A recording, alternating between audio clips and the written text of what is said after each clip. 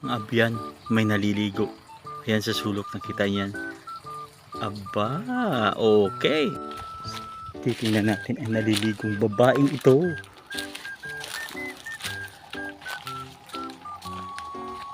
Ayan, ayan.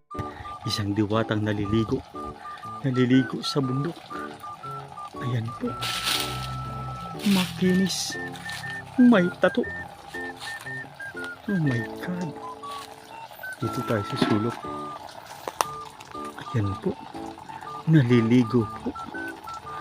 Naka-shower siya. Ang gamit ay galon. Ayan. Nagkuskus po. Lo. Ayun. Kitang-kita po ang kanyang tattoo. Kinuskus na. Oh my God. Ayun po. Oo, matutumba ang naliligo.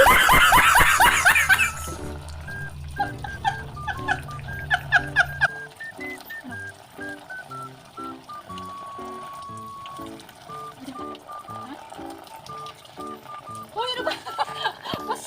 Ano yun? Wala.